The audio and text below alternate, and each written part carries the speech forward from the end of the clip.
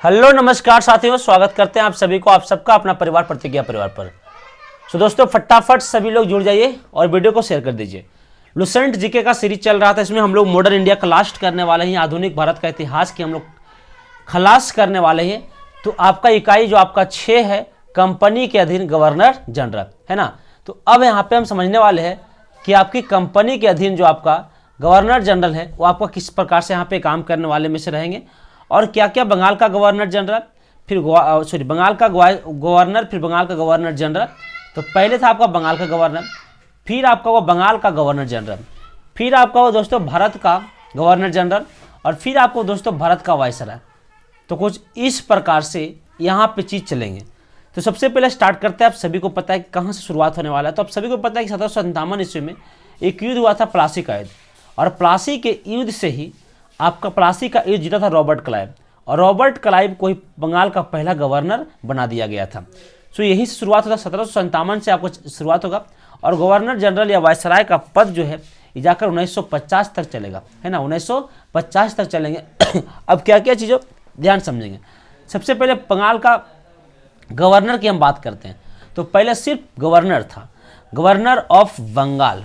तो बंगाल का गवर्नर था रॉबर्ट क्लाइव। दोस्तों क्या नाम था? रॉबर्ट क्लाइव जो है वो आपका बंगाल का गवर्नर था। क्या नाम था दोस्तों? तो रॉबर्ट क्लाइव नाम था सर, रॉबर्ट क्लाइव। फिर बंगाल का गवर्नर का नाम बदल दिया गया और नाम रखा गया बंगाल का गवर्नर जनरल। बंगाल का गवर्नर जनरल। तो बंगाल का प्रथम गवर्नर जनरल की अगर बात कहा जाए तो वारेन हेस्टिंग्स साहब थे, 1772 से 85 तक रहे थे।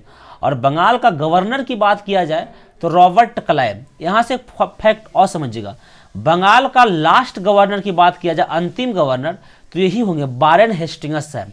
क्योंकि 1773 ईस्वी में एक कानून आया था, उसका नाम था रेगुलेटिंग एक्ट। कब आया था? 1773 में।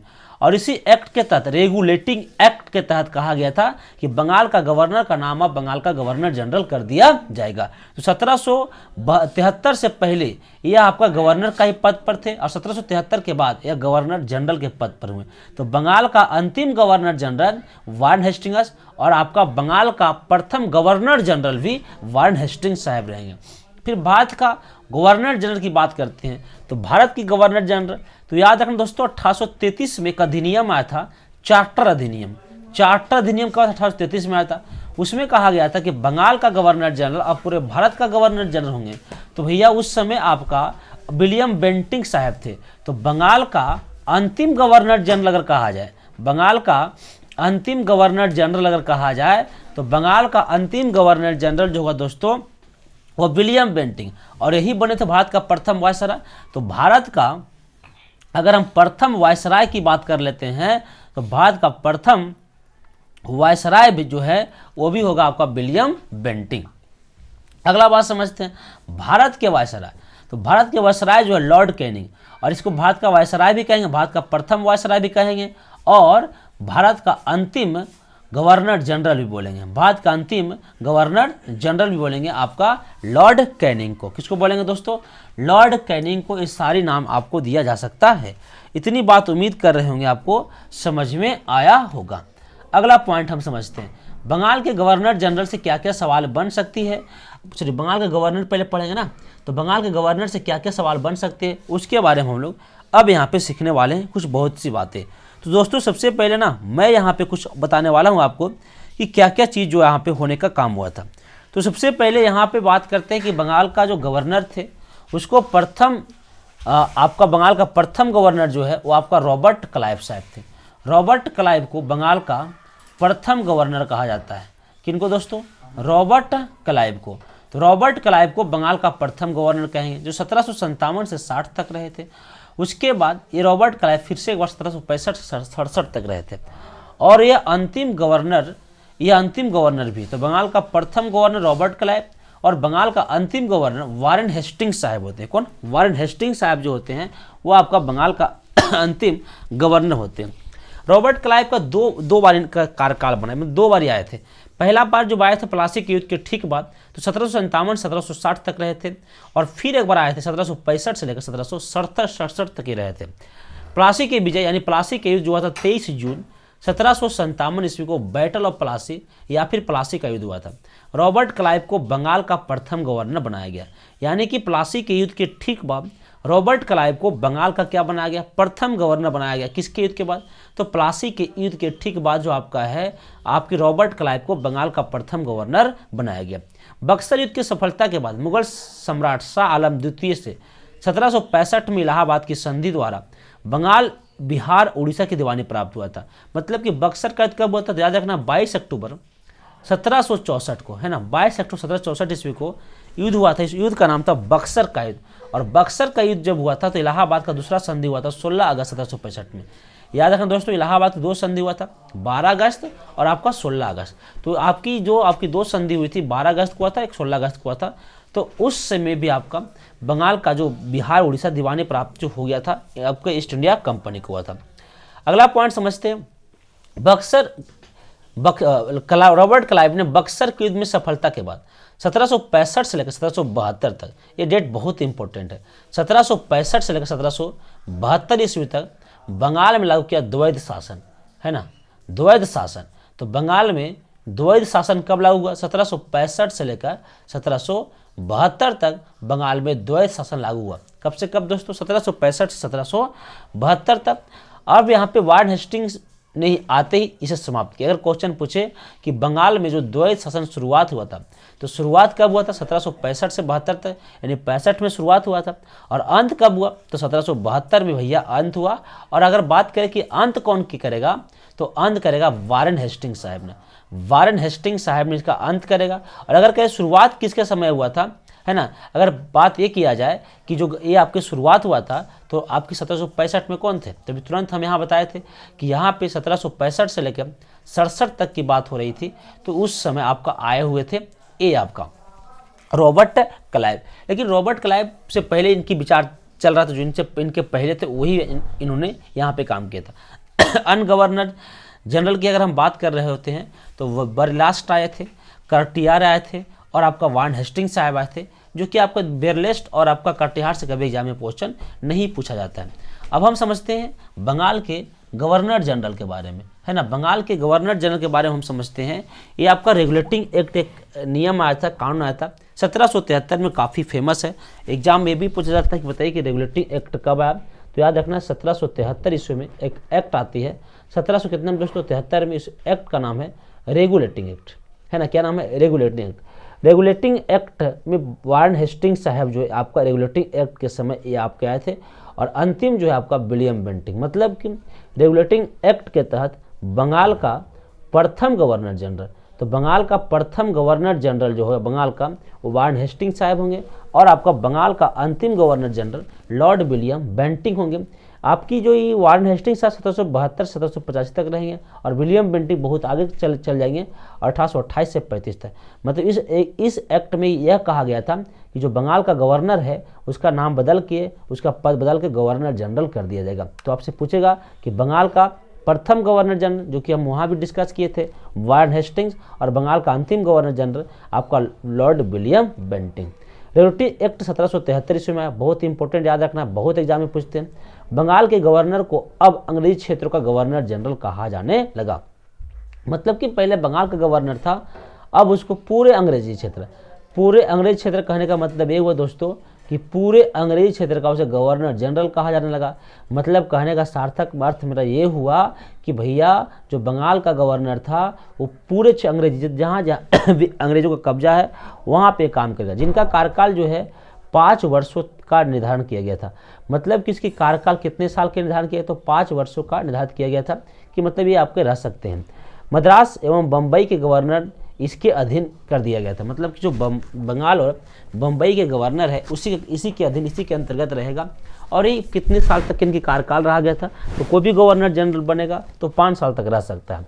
इस प्रकार से भारत में कंपनी के अधीन प्रथम गवर्नर जनरल वारेन हेस्टिंग्स कहेंगे, क्योंकि 1774 से 85 तक ये वारेन हेस्टिंग्स साहब जो है वो गवर्नर जनरल के पद पर है। और 1772 से ये आपका 74 से पहले तक ये आपका बंगाल का गवर्नर के पद पर रहे थे। अब समझ रहे हैं, उम्मीद करते हैं ये बातें आपको समझ में आ रहा हो। अब कुछ सवाल आते हैं वारेन हेस्टिंग्स से क्या क्या एग्जाम में वार्न हेस्टिंग्स से क्वेश्चन पूछ सकते हैं। 1772 से लेके 1785 तक की बात करते हैं। 1700 कहाँ थे दोस्तों, 72 से लेके 1785 तक के हम बात कर रहे होते हैं। और आपका रेगुलेटिंग एक्ट 1773 के तहत वार्न हेस्टिंग्स को बंगाल का प्रथम गवर्नर जनरल बनाया गया। तो अगर बात किया जाए 1773 में रेगुलेटिंग एक्ट के तहत, है ना, आपका वार्न हेस्टिंग्स साहब को बंगाल का प्रथम गवर्नर जनरल बनाया गया। राजकीय कोषागार को मुर्शिदाबाद से हटाकर कलकत्ता लाया गया। जो कोषागार था, मतलब कि जो वहाँ पे व्यवस्थाएं वगैरह थे, जो वहाँ चीज़ों को रखा जाता था, पैसा कौड़ी का मामला था, वो मुर्शिदाबाद से हटाकर कहाँ लाया गया, कलकत्ता। ये मुर्शिदाबाद कहाँ है, तो अब भैया बांग्लादेश के एरिया में। वार्न हेस्टिंग्स 1772 में द्वैत शासन को समाप्त किया था। ये बहुत फेमस है कि द्वैत शासन को समाप्त करने का श्रेय किसे जाता है, वार्न हेस्टिंग्स साहब को 1772 में। रेगुलेटिंग एक्ट के तहत 1774 में, तो रेगुलेटिंग कब है, 1773 में आया। रेगुलेटिंग एक्ट 1773 में, इसके 1774 में आपका कलकत्ता में एक उच्च न्यायालय की स्थापना किया। कहाँ दोस्तों, आपका कलकत्ता में एक उच्च न्यायालय किया गया, स्थापना किया गया। अब इसी के तहत 1773 में आपका एक यहाँ पे उच्च न्यायालय का स्थापना किया गया। रेगुलेटिंग एक्ट के तहत कब की बात कर रहे हैं, 1773 की बात कर रहे हैं कि यहाँ पे 1773 में आया था रेगुलेटिंग एक्ट। इसी के तहत 1774 ईस्वी में आपका एक उच्च न्यायालय का स्थापना किया गया कलकत्ता में। ये हम पहले भी बात किए थे। इसका मुख्य न्यायाधीश एलिजा इम्पे थे। एलिजा इम्पे 1782 में इस्तीफा देना पड़ा। जो एलिजा इम्पे था उनको 1782 में इस्तीफा देना पड़ा, क्योंकि हेस्टिंग ने बंगाली ब्राह्मण नंद कुमार, वो बंगाल के ब्राह्मण थे, नंद कुमार पर झूठा आरोप लगाकर न्यायालय से फांसी की सजा दिलवा दी थी। मतलब कि अंग्रेजों के हाथ में न्यायालय था, तो न्यायालय से एक ब्राह्मण जो था बंगाल का, वो नंद कुमार थे, बड़े फेमस हुए हैं, और इन पर झूठा आरोप लगा दिया गया था, उन पर फांसी दे दिया गया था, इनकी मृत्यु हो गया था, बवाल हो गया चारों तरफ। तब इसको भैया इस्तीफा देना पड़ा था मुख्य न्यायाधीश एलिजा एम्पे को। पिट्स इंडिया एक्ट की बात करते हैं। 1784 में पिट्स इंडिया एक्ट आया। इसके द्वारा गवर्नर जनरल को काउंसिल को 3 सदस्य कर दिया गया। मतलब कि सुनिएगा ध्यान से, इसको समझिएगा। 1784 में क्या आया था, पिट्स इंडिया एक्ट आया था। पिट्स इंडिया एक्ट कब आए थे, भी बहुत फेमस क्वेश्चन। 1784 में गवर्नर जनरल की काउंसिल को 3 सदस्य कर दिया गया, मतलब इसको 3 सदस्यों में भाग दिया। बोर्ड ऑफ कंट्रोल की स्थापना कर दी गई, है ना, 30 सदस्यों में कर दिया गया। और 30 सदस्य को देखरेख करने के लिए BOC, इसको हम बोल सकते हैं बोर्ड ऑफ कंट्रोल की स्थापना किया गया। 1781 में कलकत्ता में मदरसा की स्थापना हुआ। तो अगर पूछे कलकत्ता में मदरसा का स्थापना कब हुआ दोस्तों, 1781 में हुआ था। इसी समय गवर्नर जनरल यही था। 1781 में आपका कलकत्ता में मदरसा की स्थापना हुआ था। और 1784 ईस्वी में आपका जो आपका है वो आपका पिट्स इंडिया एक्ट भी वार्न हेस्टिंग्स के समय ही आए थे। कौन एक्ट आपका, पिट्स इंडिया एक्ट आपका वार्न हेस्टिंग्स के समय ही आए थे। इसी के समय 1782 में जोनानाथ डक्कन ने बनारस में संस्कृत विद्यालय का स्थापना किया। क्या नाम था इसका, जोनानाथ, है ना, जोनाथन लिखा हो दोस्तों, जोनाथन डक्कन, है ना, जोनाथन डक्कन ने बनारस में संस्कृत विद्यालय की स्थापना करने का काम किया। 1784 में विलियम जोन्स ने बंगाल में एशियाटिक सोसाइटी की स्थापना किया। तो अगर हम बात करते हैं बंगाल में एशियाटिक सोसाइटी की अगर हम बात करते हैं, तो बंगाल में एशियाटिक सोसाइटी की स्थापना जो है वो आपका 1784 में, कब, 1784 में बंगाल में एशियाटिक सोसाइटी का स्थापना करने का यहाँ पे काम किया था। अब यहाँ पे अगला कुछ क्वेश्चन। 1784 ईस्वी में चार्ल्स विल्किंस ने भगवद गीता तथा योग वशिष्ठ का अंग्रेजी में अनुवाद किया। इसी के समय इसने मुगल सम्राट को मिलने वाला 26 लाख रुपया वार्षिक पेंशन में बंद करवाने का काम किया था। जो मुगल साम्राज्य को मिलता था, शाह आलम द्वितीय के समय ये पेंशन शुरुआत हुआ था। शाह आलम द्वितीय के समय पेंशन शुरुआत हुआ था, उसको भी यहाँ बंद करवा दिया गया।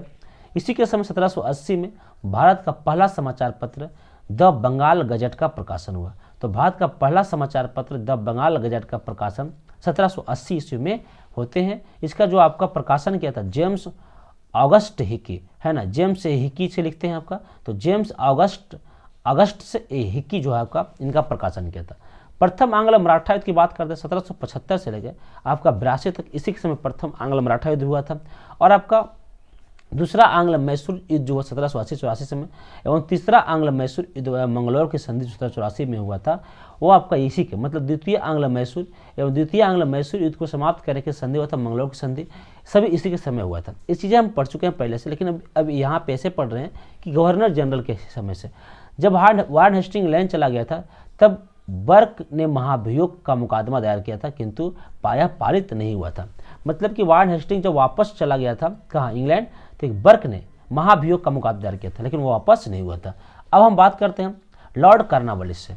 बहुत इंपॉर्टेंट है लॉर्ड कॉर्नवालिस। लॉर्ड कॉर्नवालिस से संबंधित एग्जाम में बहुत सवाल पूछे जाते हैं। किससे दोस्तों? लॉर्ड कॉर्नवालिस से। 1786 से लेके आपका ये आपका 1786 से लेके आपका है 1793 तक काम करेंगे, है ना। 1786 कब से 1793 तक आपका लॉर्ड कॉर्नवालिस को सिविल सेवा का जन्मदाता भी कहा जाता है। तो अगर पूछेगा कि सिविल सेवा का जन्मदाता, है ना, सिविल सेवा का जन्मदाता जो है किसे कहते हैं? लॉर्ड कॉर्नवालिस को कहा जाता है सिविल सेवा का जन्मदाता। सिविल सेवा का जन्मदाता की बात अगर हम कर रहे होते हैं तो सिविल सेवा का जन्मदाता जो है वह लॉर्ड कॉर्नवालिस को कहा जाता है। किसका जन्मदाता? सिविल सेवा का जन्मदाता। भारत में पुलिस सेवा का भी हम जन्मदाता इसको बोलते हैं। तो सिविल सेवा की अगर बात किया जाए या पुलिस सेवा की बात किया जाए तो दोनों का जन्मदाता इसे कहा जाता है। सिविल सेवा और पुलिस सेवा का जन्मदाता कहा जाता है लॉर्ड कॉर्नवालिस को। 1793 में बंगाल में अस्थायी बंदोबस्त की व्यवस्था किया। तो अगर हम बात कर रहे होते हैं कि बंगाल में अस्थायी बंदोबस्त की व्यवस्था कब हुआ था? 1793 में। 1793 में बंगाल में अस्थायी बंदोबस्त की व्यवस्था हुआ था। कॉर्नवालिस ने 1793 में कॉर्नवालिस कोड का निर्माण किया था। अगर पूछे कि कॉर्नवालिस कोड का निर्माण कब हुआ था? 1793 दोस्तों। कब? 1793 में कॉर्नवालिस ने कॉर्नवालिस कोड का निर्माण किया था, कॉर्नवालिस कोड का स्थापना किया था। और यह कॉर्नवालिस कोड का स्थापना जो 1793 में हुआ था, कंपनी के कर्मचारियों को व्यक्तिगत व्यापार पर प्रतिबंध लगा देता। मतलब कि जो कंपनी के कर्मचारी था उसमें आपका व्यक्तिगत व्यापार की जो बात होती थी, यह आपका व्यक्तिगत व्यापार के ऊपर प्रतिबंध लगा दिया था। एकमात्र गवर्नर जनरल है जिसकी समाधि भारत के गाजीपुर में, गाजीपुर मतलब यूपी में। तो भारत के यूपी गाजीपुर में किसका समाधि है? तो एकमात्र गवर्नर जनरल है लॉर्ड कॉर्नवालिस। लॉर्ड कॉर्नवालिस की समाधि है भारत के आपके गाजीपुर में, है ना। भारत के गाजीपुर में लॉर्ड कॉर्नवालिस के क्या है दोस्तों? समाधि है। कहाँ? तो गाजीपुर में। अगला बात हम करते हैं लॉर्ड वेलेस्ली से, है ना। लॉर्ड वेलेस्ली से हम बात कर रहे हैं कि लॉर्ड वेलेस्ली क्या थे, इनसे कुछ बातें समझते हैं। लॉर्ड वेलेस्ली 1798 से लेकर 1805 तक है और 1805 तक है लॉर्ड वेलेस्ली। इसने सहायक संधि की पत्ती को की भारत में सहायक संधि का प्रयोग वेलेस्ली से पूर्व फ्रांसीसी गवर्नर डुप्ले ने किया था। मतलब कि अगर पूछेगा कि भारत में सहायक संधि का शुरुआत किसने किया था? Lord Wellesley. इससे पहले फ्रांसीसी गवर्नर जो कर्नाटक का युद्ध हुआ था वो आपका डुप्ले ने किया था।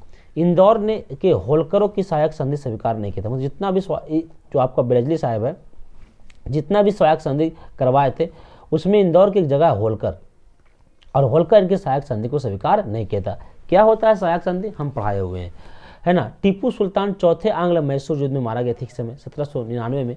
जो आपका आंग्ल मैसूर आपका होता है, पहला आपका होता है 1767 से 69 तक होते हैं, फिर आपका 80 से 84 तक होता है दूसरा आंग्ल मैसूर, फिर आपका 90 से 92 तक होते हैं तीसरा आंग्ल मैसूर, और सबसे लास्ट होता है 99 में आपका चतुर्थ आंग्ल मैसूर। फोर्ट विलियम कॉलेज की स्थापना हुआ, है ना। फोर्ट विलियम कॉलेज की यहाँ पे स्थापना नहीं समय हुआ था। समय को बंगाल का शेर कहा था। तो कौन सा गवर्नर जनरल है जो समय को बंगाल का शेर कहा था? तो याद रखना दोस्तों, लॉर्ड वेलेस्ली को ने समय को बंगाल का शेर कहा था। सहायक संधि करने वाले राज्य कौन कौन थे? सबसे पहले हैदराबाद, मैसूर, तंजौर, है ना, अवध, पेशवा और बरार, भोंसले और सिंधिया। ये आपका सहायक संधि से इनको मान गए थे। कौन नहीं माने थे? तो होलकर नहीं माने थे। 1806 ईस्वी में भारत भेजे जाने वाले प्रशासकीय अधिकारियों की शिक्षा और प्रशिक्षण के लिए इंग्लैंड में हेलेबरी में एक ईस्ट इंडिया कॉलेज की स्थापना की गई थी। हेलेबरी में क्या? एक ईस्ट इंडिया कॉलेज की स्थापना। लॉर्ड कॉर्नवालिस 1805 से दूसरा कार्यकाल शुरू हुआ, परंतु शीघ्र इसकी मृत्यु हो गई। मतलब कि इनके 5 साल जो आपकी कार्यकाल है, पहला कार्यकाल समाप्त होने के बाद दूसरा कार्यकाल शुरू हुआ, लेकिन इनकी क्या हो गई दोस्तों? मृत्यु हो गई। 5 साल नहीं, 5 साल में गवर्नर जनरल का था, फिर बढ़ा दिया, फिर इस सब में सब कोई दिक्कत नहीं, बढ़ गया था अपने आप सब। तो ये 8 पॉइंट यहाँ से भी आपको याद रखना है। अगला है लॉर्ड मिंटो। ज़्यादा कुछ नहीं इंपॉर्टेंट आता है, एक क्वेश्चन है लॉर्ड मिंटो से आता है। 1807 से लेकर 1813 तक, है ना। 1807 से लेकर 1813 तक की बात करते हैं लॉर्ड मिंटो। इसके कार्यकाल में रंजीत सिंह एवं अंग्रेजों के बीच, यही फेमस है आपका रंजीत सिंह, जो पंजाब का राजा था, पंजाब का आपका राजा था, वो आपके पंजाब क्षेत्र का राजा हुआ करता रंजीत सिंह, और अंग्रेजों के बीच 25 अप्रैल, बहुत फेमस है, 25 अप्रैल 1809 में अमृतसर की संधि हुआ, है ना। इसकी मध्यस्थता चार्ल्स मेटकॉफ के बीच हुआ था, है ना। मध्यस्थता जो चार्ल्स मेटकॉफ अंग्रेजी अधिकारी थे। तो ये आपको याद रखना दोस्तों कि अमृतसर की संधि 25 अप्रैल है ना, 25 अप्रैल 1809 ईस्वी को हुआ था। किसका संधि की बात हम कर रहे होते हैं? अमृतसर की संधि की हम बात कर रहे थे। तो अमृतसर की संधि 25 अप्रैल को हुआ था 1809 ईस्वी को, और यह आपका अमृतसर की संधि महाराजा रंजीत सिंह और अंग्रेजों के बीच हुआ था। इन्होंने इसी कारण इसी के समय 1813 को एक एक्ट आया था, चार्टर एक्ट, और चार्टर एक्ट के तहत ये आपका क्या हुआ था, इसी के समय चार्टर एक्ट पास हुआ था। मतलब चार्टर एक्ट जो है लॉर्ड मिंटो प्रथम के समय आया था। अगला लॉर्ड हेस्टिंग, जो काफ़ी इंपॉर्टेंट है, 1813 ईस्वी से 23 तक 10 साल का कार्यकाल रहा था। आंग्ल नेपाल युद्ध हुआ था, पहली बार आंग्ल नेपाल युद्ध 1814 से 16 तक के हुआ था। इसकी समाप्ति के लिए संगौली की संधि बहुत फेमस है। संगौली की संधि जो हुआ था, और इसी में आपका नेपाल और भारत के बीच एक सीमा का निर्धारण भी किया गया था। संगौली की संधि कब दोस्तों? 1816 में। आंग्ल नेपाल युद्ध 1814 से 16 तक चला था। पिंडारियों का दमन, पिंडारी बस्तर लुटेरों का एक दल हुआ करता था, जिसमें हिंदू मुस्लिम दोनों शामिल थे। लुटेरों के दल को हम पिंडारी बोलते थे, है ना। इन्हें मराठों का समर्थन में प्राप्त था। हेस्टिंग्स ने मराठा को तृतीय युद्ध में पराजित कर मराठा संघ को भंग किया, है ना। यही आपका लॉर्ड हेस्टिंग ने मराठा का तीसरा युद्ध में पराजित किया था, और मराठा को क्या किया था? भंग किया था, मराठा को अलग करने की कोशिश किया था, मतलब कि मराठा को समाप्त कर दिया था। इसमें प्रेस पर लगे प्रतिबंध को समाप्त कर प्रेस के मार्गदर्शन के नियम बनाए, मतलब जो मीडिया वाले पर प्रतिबंध था इसको हटा दिया, और यह मार्गदर्शन बनाने थे अलग से। इसी के समय 1882 ईस्वी में टेनेक्सी एक्ट या काश्तकारी अधिनियम, बड़ी बार एग्जाम में पूछा गया है कि क्या होता है टेनेक्सी एक्ट या क्या होता है आपका काश्तकारी अधिनियम। तो काश्तकारी अधिनियम इसी समय 1882 ईस्वी में क्या हुआ दोस्तों? लागू हुआ था। अगला पॉइंट समझते हैं, भारत के गवर्नर जनरल। किस प्रकार से बंगाल का गवर्नर जनरल भारत का गवर्नर जनरल कहा जाने लगा? तो एक नियम आया था 1800 नियम आया था 1833 का चार्टर अधिनियम, है ना। और इस अधिनियम में क्या आया था 1833 में, लेकिन इससे पहले लॉर्ड विलियम बेंटिंग जो है वो आपका बंगाल के गवर्नर जनरल के पद पर थे। और लॉर्ड विलियम बेंटिंग का कार्यकाल देखते हैं 1828 से लेकर 1835 तक रहते हैं। 1828 से लेकर 1835 तक लॉर्ड विलियम बेंटिंग। नियम कब आता है? 1833 में। तो इसी के बीच में नियम आया था। तो नियम आने से पहले वह बंगाल का गवर्नर जनरल था। और लास्ट होंगे, क्योंकि भैया 1833 में यह कहा गया कि जो बंगाल का गवर्नर जनरल है वो आपका भारत का क्या बन के रहेगा? तो वायसराय बन जाएगा, है ना। सॉरी, वो आपका भारत का गवर्नर जनरल होगा। तो आप बताइए कि 1833 के बाद वही लॉर्ड विलियम बेंटिंग भारत का गवर्नर जनरल बन गया, और 1833 ईस्वी से पहले वही विलियम बेंटिंग बंगाल का गवर्नर जनरल था। तो क्या इसको बंगाल का अंतिम गवर्नर जनरल कह सकते हैं? बिल्कुल कह सकते हैं। और भारत का प्रथम गवर्नर जनरल भी कह सकते हैं। तो भारत का प्रथम governor general Lord William Bentinck साहब होंगे, और बंगाल का अंतिम गवर्नर जनरल भी लॉर्ड विलियम बेंटिंग होंगे। अगर पूछेगा कि भारत का अंतिम गवर्नर जनरल, तो लॉर्ड कैनिंग होंगे। लॉर्ड कैनिंग 1856 से 62 तक। इसमें का अधिनियम आता 1858 का भारत शासन अधिनियम। इसमें कहा गया जो बंगाल का भारत का जो गवर्नर जनरल है उसका नाम बदलकर वायसराय कर दिया जाना चाहिए। तो भैया यही बना ना, बंगाल का अंतिम भारत का अंतिम गवर्नर जनरल लॉर्ड कैनिंग हो गया, और भारत का प्रथम वायसराय भी कौन हो जाएंगे? लॉर्ड कैनिंग हो जाएंगे। आया बात समझ में? अगला बात करते हैं लॉर्ड विलियम बेंटिंग से, कि लॉर्ड विलियम बेंटिंग से क्या क्या सवाल बन सकते हैं। तो राजा राम मोहन राय के सहयोग से बेंटिंग ने 1829 में सती प्रथा का अंत किया, सती प्रथा का समाप्त किया। दो टाइप से क्वेश्चन बनेगा, सती प्रथा का अंत किसने किया? तो भैया आपका लॉर्ड विलियम बेंटिंग ने सती प्रथा का समाप्त किया। किसकी सहायता से? तो आपका राजा राम मोहन राय के सहयोग से, या फिर राजा राम मोहन राय के सहयोग से लॉर्ड विलियम बेंटिंग ने सती प्रथा का समाप्त कब किया? 1829 में। बेंटिंग ने इस प्रथा के खिलाफ में कानून बनाकर 1829 ईस्वी में कानून बनाया, और उसमें धारा वगैरह नियम कानून डाल दिया, और धारा 17 के द्वारा विधवाओं को जो विधवा थे उनको सती होने की अवैध घोषित कर दिया। मतलब कि ये आपका नियम बना दिया। नियम 17 में कहा है कि मतलब जो कानून बना था 1829 का बेंटिंग जो आपका खिलाफ कानून था, उसमें कहा गया कि नियम 17 के तहत आप जिनकी भी पति मर जाता है वह विधवा नहीं बन सकते। बेंटिंग ने कर्नल स्लीमेन की सहायता से, है ना, कर्नल स्लीमेन की सहायता से 1830 ईस्वी में ठगी प्रथा को समाप्त किया। तो ठगी प्रथा को समाप्त कब हुआ था? 1830 ईस्वी में। किसकी सहायता से? तो कर्नल सलीमैन की सहायता से। सती प्रथा का समाप्त 1829 में, ठगी प्रथा का समाप्त 1830 में, कर्नल सलीमैन की सहायता से। मैकेले की अनुशंसा पर 1835 ईस्वी में अंग्रेजी को शिक्षा का माध्यम बना। तो ये यहाँ पे आता है लॉर्ड मैकेले, और लॉर्ड मैकेले की अनुशंसा पर 1835 में ये अंग्रेजी को शिक्षा का क्या बना दोस्तों? माध्यम बनाया। बेंटिक ने 1831 में मैसूर तथा 1834 में कुर्ग एवं मध्य केचर को हड़प लिया। तो दो क्षेत्र को हड़पने काम किया। 1831 में आपका मैसूर को और 1834 में आपका कुर्ग वाले क्षेत्र को हड़प लिया। न्यायालय भाषा फारसी के स्थान पर, पहले आपका मुगलों का प्राकृत भाषा था फारसी था, तो वही न्यायालय में चल रहा था।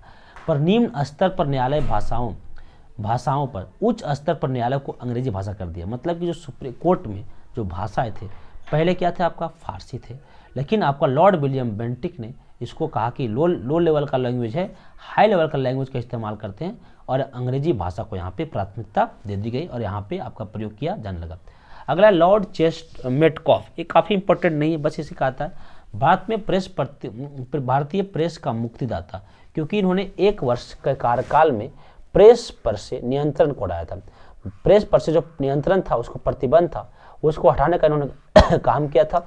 और भारतीय प्रेस का मुक्तिदाता जो है लॉर्ड चार्ल्स मेटकॉफ को कहा जाता है। तो एग्जाम में आता है कि भारतीय प्रेस का मुक्तिदाता हम किसे कहते हैं? तो याद रखना दोस्तों, चार्ल्स मेटकॉफ को, क्या चार्ल्स मेटकॉफ को भारतीय प्रेस का मुक्तिदाता कहा जाएगा, है ना। चार्ल्स मेटकॉफ को हम क्या बोलते हैं? तो भारतीय प्रेस का मुक्तिदाता जो है आपका चार्ल्स मेटकॉफ को हम कहते हैं। अगला लॉर्ड ऑकलैंड, क्या लॉर्ड ऑकलैंड की बात करते हैं तो 1836 से लेकर 1842 तक लॉर्ड ऑकलैंड साहब हैं। प्रथम आंग्ल अफगान युद्ध 1838 से 38 से आपका 42 तक। ऑकलैंड के समय प्रथम आंग्ल अफगान युद्ध हुए थे, इसमें अंग्रेज को भारी क्षति हुई थी। 1839 में कोलकाता से पेशावर तक grand trunk road GT road का निर्माण किया था। जीटी रोड को हम क्या बोलते हैं? ग्रांड ट्रंक रोड बोलते हैं, और जीटी रोड बोले या ग्रांड ट्रंक रोड बोले, इसका निर्माण इन्होंने किया था 1839 में कलकत्ता से पेशावर तक। अगला है लॉर्ड एलनबरो, काफ़ी इंपॉर्टेंट नहीं है। लॉर्ड एलनबरो जो है आपका दास प्रथा का उन्मूलन इसी के समय आपका हुआ था, यानी कि दास प्रथा का समाप्ति जो हुआ था वो आपका 1843 के एक्ट धारा जो है आपका 5 के द्वारा समाप्त किया गया।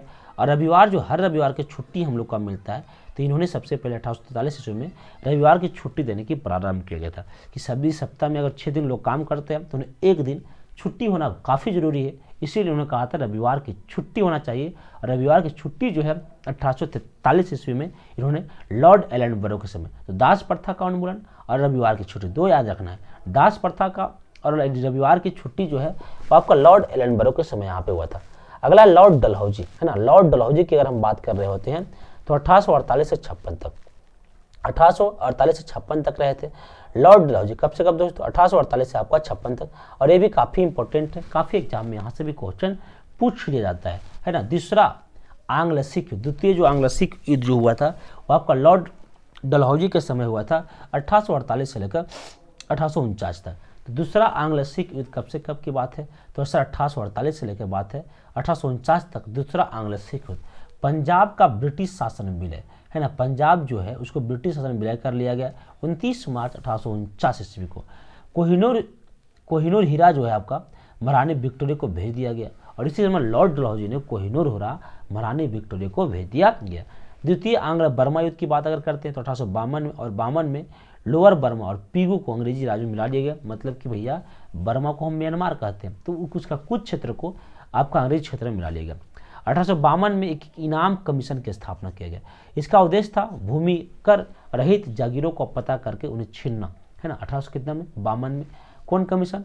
तो इनाम कमीशन की यहाँ पे क्या होती है? स्थापना किया जाता है। डलहौजी के शासन काल जो है उसके व्यक्तिगत सिद्धांत के कारण अधिक याद किया जाता है। उन्होंने व्यक्तिगत सिद्धांत में क्या है? व्यक्तिगत सिद्धांत हम लेक्चर में पढ़ा चुके हैं, आप पिछला वीडियो जरूर देखना। इस नीति के तहत अंग्रेजी साम्राज्य को विलय किए गए थे, मतलब व्यक्तिगत मतलब मिला गया। सबसे पहले सतारा को पूछता है, सबसे पहले किसको मिला गया व्यक्तिगत सिद्धांत के तहत? सतारा को। जैतपुर जो बुंदेलखंड का क्षेत्र था, संबलपुर जो कि उड़ीसा का क्षेत्र था और 1849 में मिला गया था। बघाट जो हिमाचल प्रदेश क्षेत्र था। उदयपुर जो मध्य प्रदेश, उदयपुर है मध्य प्रदेश क्षेत्र था। 1852 में लाया, झांसी जो 1853 में इसमें मिलाया गया, और नागपुर जो 1854 में लाया गया इसी के तहत। तो अगर डलहौजी जो है वो आपका व्यक्तिगत का सिद्धांत से काफ़ी फेमस रहे थे। अगला बात करते हैं 1856 में अवध का कुशासन का आरोप लगाकर, है ना, 1856 दोस्तों अवध के कुशासन का आरोप लगाकर अंग्रेजी राज में मिला लिया गया। उस समय अवध का नवाब वाजिद अली शाह, अवध को कुशासन का आरोप लगा दिया गया, उसको अंग्रेजी राज में मिला दिया गया। उस समय आपका जो यहाँ पे गवर्नर जनरल थे ये आपका डलहौजी साहब थे, और अवध का नवाब जो था नवाब वाजिद अली थे। अब इसने कुछ और काम किए, इम्पोर्टेंस कुछ काम इनका और है। सबसे पहले 1856 ईस्वी में इसने तोप खाने का मुख्यालय को कलकत्ता से मेरठ में स्थानांतरित किया। मतलब कि 1856 की हम बात कर रहे होते हैं तो तोप खाना जो होते हैं उसकी मुख्यालय कलकत्ता से कहाँ दोस्तों, मेरठ स्थानांतरित किया, और सेना मुख्यालय शिमला में स्थापित किया। 1854 में वुड डिस्पैच का नीति लागू हुआ, तो ये बहुत फेमस है, वुड डिस्पैच, है ना, वुड डिस्पैच का नीति कब लागू हुआ? तो 1854 में लागू। इसी समय डलहौजी को भारत में रेलवे का जनक कहा जाता है, क्योंकि सबसे पहले रेलगाड़ी की शुरुआत लॉर्ड डलहौजी ने किया था। तो भारत में रेलवे का जनक किसको बोलते हैं? लॉर्ड डलहौजी को बोला जाता है भारत में रेलवे का जनक, क्योंकि पहली बार जो भारत में इसकी समय पहली बार रेल चला था 16 अप्रैल 1853 ईस्वी को, 16 अप्रैल 1853 ईस्वी को पहली बार रेलगाड़ी चलाया गया था, जो कि बम्बई से थाने के बीच, है ना, आपका कहाँ दोस्तों, बम्बई से कहाँ आपका थाने के बीच 34 किलोमीटर, कितना किलोमीटर? 34 किलोमीटर के बीच में आपका प्रथम रेलगाड़ी चलाए गए थे। बम्बई से कितना आपका थाने के बीच, 16 अप्रैल 1853 ईस्वी को, 16 अप्रैल 1853 में बम्बई से थाने के बीच आपका 34 किलोमीटर, कितना? 34 किलोमीटर बम्बई से थाने के बीच, बम्बई से थाने के बीच 34 किलोमीटर प्रथम रेलगाड़ी चलाई गई थी। तो पहली बार रेलगाड़ी कब चलाई गई थी? तो बम्बई से थाने के बीच 34 किलोमीटर में, है ना। सन 1854 ईस्वी में नया पोस्ट ऑफिस एक्ट शुरू हुआ।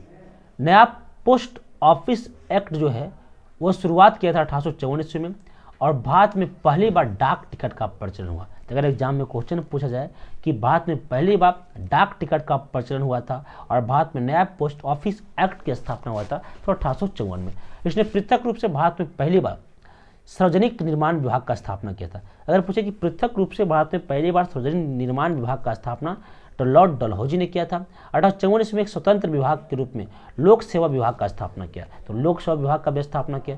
इसी के समय 1853 में कलकत्ता एवं आगरा के बीच पहली बार बिजली से संचालित तार सेवा की शुरुआत किया था। तो बिजली से संचालित जो आपका तार सेवा है इसकी शुरुआत पहली बार किया था 1853 ईस्वी।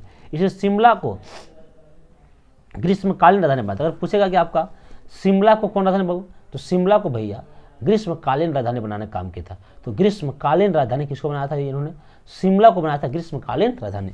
1853 ईस्वी से अधिकारियों की नियुक्ति के लिए प्रतियोगिता परीक्षा की शुरुआत किया था, व्यवस्था की गई थी, जिसकी उम्र सीमा जो है 18 वर्ष से आपका 23 वर्ष रखा गया था।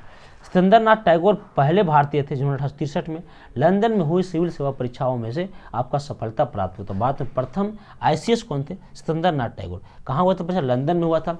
अब यहाँ पे 1922 ईस्वी में इलाहाबाद भारत में एवं लंदन दोनों स्थान पर सिविल सेवा परीक्षा आयोजन होना शुरू हो गया। तो एग्जाम में आता है कि कब से भारत में सिविल सेवा का आयोजन होना शुरू हुआ था, और तो 1922 ईस्वी से सिविल सेवा का होना यहाँ पे क्या दोस्तों शुरू हुआ था। अब हम भारत में वायसराय की बात करते हैं, विक्टरी ऑफ इंडिया की बात करते हैं, तो 1858 की हम कहानी समझते हैं, है ना। 1800 कितने के बाबू? 58 की हम यहाँ पे कहानी समझते हैं। गवर्नर जनरल ऑफ इंडिया, यानी कि अब इसको हम कहते हैं भारत का वायसराय, भारत का वायसराय। तो भारत का प्रथम वायसराय लॉर्ड कैनिंग, हम समझाए वहाँ पे 1858 में अधिनियम के तहत, है ना, गवर्नर जनरल का नाम बदल कर वायसराय कर दिया गया था। और अंतिम वायसराय जो है लॉर्ड माउंटबेटन, जो कि आज़ादी के समय आएंगे, लॉर्ड माउंटबेटन। क्या समझते हैं? तो भारत का प्रथम वायसराय इतने, यानी भारत का प्रथम वायसराय लॉर्ड कैनिंग है, और भारत का प्रथम अंतिम वायसराय जो है आपका लॉर्ड माउंटबेटन, या गवर्नर वायसराय को गवर्नर जनरल भी बाद में बोले जाने लगा। किसी प्रकार से कोई समस्या यहाँ पे नहीं हुआ। अब समझते हैं लॉर्ड कैनिंग के बारे में, है ना। किसका समझ दोस्तों? लॉर्ड कैनिंग की बात हम जब कर रहे होते हैं तो लॉर्ड कैनिंग में 1856 से लेकर 1862 तक, 1856 से लेकर 1862 तक किसका नाम आता है? लॉर्ड कैनिंग का नाम आता है। लॉर्ड कैनिंग का नाम कब से? 1856 से लेकर 1862 तक। यह भारत में कंपनी द्वारा नियुक्त अंतिम गवर्नर जनरल तथा ब्रिटिश सम्राट के अधीन भारत का प्रथम वायसराय के रूप में इन्होंने काम किया था। सबसे महत्वपूर्ण घटना 1857 क्रांति इसी समय हुआ था। अगर पूछेगा 1857 का रिवोल्ट जो है किसके समय हुआ था, तो लॉर्ड कैनिंग के समय 1857 की क्रांति हुआ था, जो कि कहते हैं ऐतिहासिक विद्रोह थे। लॉर्ड कैनिंग के समय 1861 में उच्च न्यायालय अधिनियम पारित कब किया गया, 1861 में। किसके समय, लॉर्ड कैनिंग के समय। लॉर्ड कैनिंग के समय भारतीय उच्च न्यायालय अधिनियम पारित किया गया।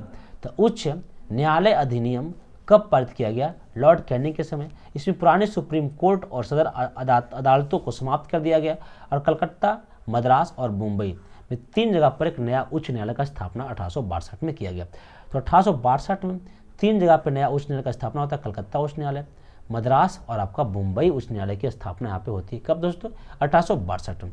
1866 ईस्वी में आगरा में एक उच्च न्यायालय का स्थापना हुआ। कब, 1866 में। कहाँ दोस्तों, आगरा में उच्च न्यायालय का स्थापना 1866 में होता है। इसने 1875 ईस्वी में इलाहाबाद, मतलब कि जो आगरा में उच्च न्यायालय का स्थापना 1866 में हुआ था, उसको स्थानांतरित कब किया गया था, 1875 में। कहाँ किया गया था, तो इलाहाबाद। तो आगरा से इलाहाबाद 1875 में ला गया, जबकि स्थापना 1866 में होता। लॉर्ड कैनिंग के समय 1856 ईस्वी में विधवा पुनर्विवाह अधिनियम स्वतंत्र रूप से लागू किया गया। अगर पूछेगा कि विधवा पुनर्विवाह अधिनियम कब से लागू हुआ, था 1856 से लॉर्ड कैनिंग के समय। बाद में पहले कानूनी विधवा विवाह कलकत्ता में 7 दिसंबर 1856 ईस्वी को ईश्वर चंद्र विद्यासागर की प्रेरणा और देखरेख में संपन्न हुआ था। धर्म परिवर्तन करने पर किसी व्यक्ति को उनकी पैतृक संपत्ति से वंचित नहीं किया जा सकता था। ऐसा कहा गया था कि अगर कोई व्यक्ति धर्म परिवर्तन कर रहा है तो उसकी पैतृक संपत्ति से उनको वंचित ना किया जाए, ऐसी बात यहाँ पे किया था। कुछ और फैक्ट इसमें, 1857 के इसमें कैनिंग के समय महालेखक परीक्षा का पद, जो CAG अभी चलता है, नियंत्रक एवं महालेखक परीक्षा, उसकी पद को यहाँ पे सृजन किया गया था, जो स्वतंत्रता के बाद नियंत्रण एवं महालेखक परीक्षा कहलाए, है ना। अब यहाँ पे मुगल सम्राट को पद को समाप्त किया गया। यहाँ पे आपका मुगल सम्राट के पद को क्या करते दोस्तों, आपका समाप्त करने की यहाँ बात किया गया था। मैकाले द्वारा प्रारूपित दंड संहिता को 1858 ईस्वी में आपको कानून बना दिया गया तथा 1859 में अपराध विधान संहिता आपको लागू किया गया था, है ना। व्यक्तिगत सिद्धांत यानी कि राज विलय की नीति को उन्होंने क्या किया, आपको समाप्त करने का काम किया। 1861 में इंडियन काउंसिल एक्ट तथा पोर्टोफोलियो प्रणाली लागू किया गया। तो अगर बात किया जाता है कि इंडियन काउंसिल एक्ट कब, 1861 में, और पोर्टोफोलियो प्रणाली कब दोस्तों, 1861 ईस्वी में यहाँ पे क्या होता है, लागू किया था। लॉर्ड कैनिंग के समय विल्सन ने सर्वप्रथम 1861 में आयकर विभाग का स्थापना किया था। तो आयकर विभाग का स्थापना कौन किया था, विल्सन ने। कब, 1861 ईस्वी में। अगला पॉइंट हम समझते हैं लॉर्ड लॉरेंस, ज़्यादा नहीं, 1-2 पॉइंट याद रखना है। 1865 में भूटान ने ब्रिटिश साम्राज्य पर आक्रमण किया था। इसने हेनरी कैंपबेल के नेतृत्व में एक अकाल आयोग का स्थापना किया। तो आपका अकाल आयोग का स्थापना हेनरी कैंपबेल के नेतृत्व किसने किया था, तो लॉर्ड लॉरेंस ने। क्या, लॉर्ड लॉरेंस ने इनकी स्थापना किया था। 1865 में इसके द्वारा भारत एवं यूरोप के बीच में प्रथम समुद्री टेलीग्राफ शुरू किया गया। तो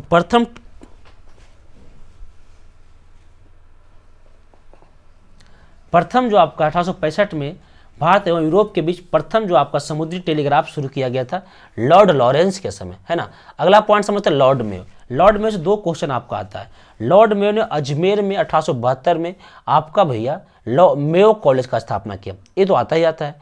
ये सबसे पहले भारत में प्रथम जनगणना, भारत में अंग्रेजों के समय जो आपका प्रथम जनगणना है वो कब शुरुआत हुआ था, 1872 ईस्वी में। भारत में अंग्रेजों के समय जो आपका प्रथम गवर्नर है, इसी समय आपका शुरुआत हुआ था, लॉर्ड मेयो कार्यकाल में ही शुरू हुआ था। 1872 ईस्वी में राजकुमारों के अध्ययन के लिए प्रसिद्ध मेयो कॉलेज की स्थापना अजमेर में किया गया। तो प्रसिद्ध मेयो कॉलेज की स्थापना जो अजमेर में कब किया गया था, 1872 ईस्वी में। 1872 ईस्वी में प्रसिद्ध आपका मेयो कॉलेज का स्थापना किया गया। एक अफगान शेर अली अफरीदी ने 8 फरवरी 1872 को इसे चाकू मार के क्या कर दिया था दोस्तों, हत्या कर दिया था। अगला पॉइंट समझते हैं लॉर्ड नॉर्थबुक से।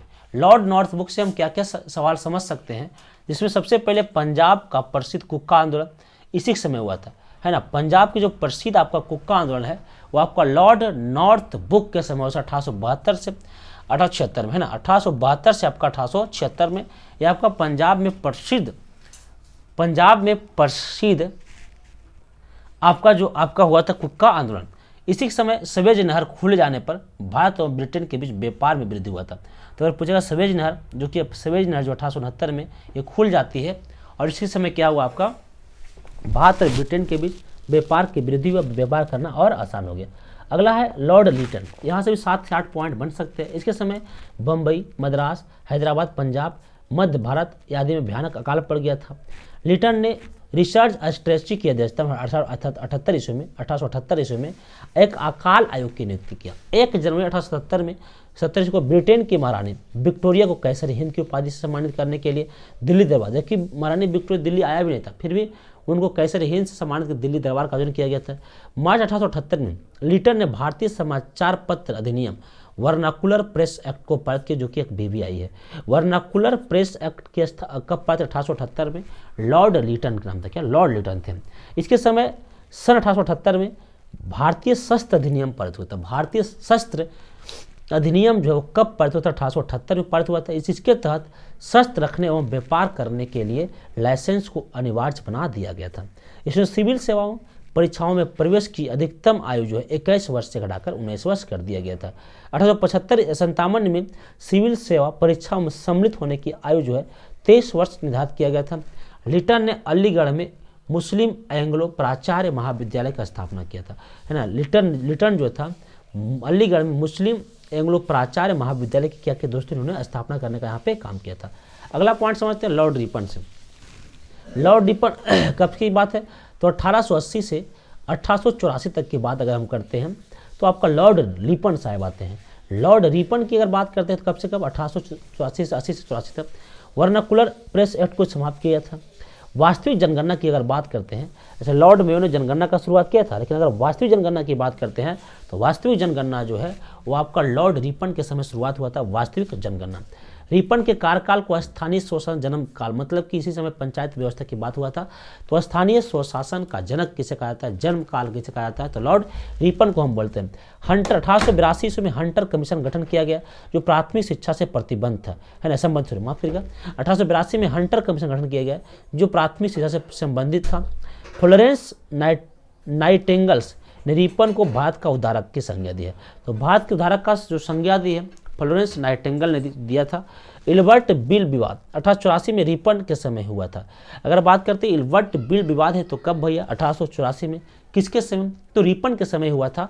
इल्बर्ट बिल के अनुसार अब भारतीय न्यायाधीश यूरोपियों के विरुद्ध मुकदमे की सुनवाई कर सकता है, लेकिन यूरोपवासियों के विरुद्ध कारण इसे वापस लेना पड़ा। इसे श्वेत विद्रोह के नाम से भी जाना गया। तो भैया आपका याद रखना दोस्तों कि आपका इल्बर्ट बिल विवाद जो है उसको किस नाम जाना गया? तो श्वेत विद्रोह के नाम से जाना गया। इसी के समय आपका सिविल सेवा की अधिकतम आयु जो 19 वर्ष था, 19 वर्ष करके आपका 21 वर्ष कर दिया गया। तो 19 साल से सिविल सेवा की परीक्षा का अधिकतम वायु जो है 21 वर्ष कब किया गया? तो लॉर्ड लिटन के समय यहाँ पे इनकी उम्र कर दिया गया। भारत में सन 1881 में सर्वप्रथम नियमित जनगणना इसके समय हुआ था। 1881 में हैदराबाद के राजपुताना को नहीं जोड़ा गया था, मतलब कि 1881 में जो जनगणना हुआ था, जनगणना में हैदराबाद नहीं लिया गया था और राजपुताने को नहीं लिया गया था। दो क्षेत्र जो है उनको यहाँ से हटा दिया गया था।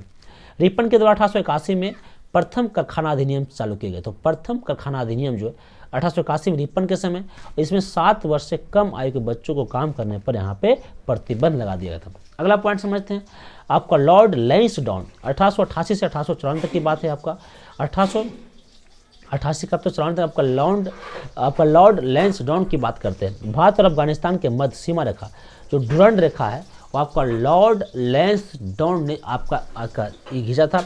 1891 में दूसरा कारखाना अधिनियम लाया गया था, जिसमें स्त्रियों को 11 घंटे प्रतिदिन से अधिक काम करने पर प्रतिबंध लगाया था। साथ में सप्ताह में 1 दिन छुट्टी की बात यहाँ पे किया गया था।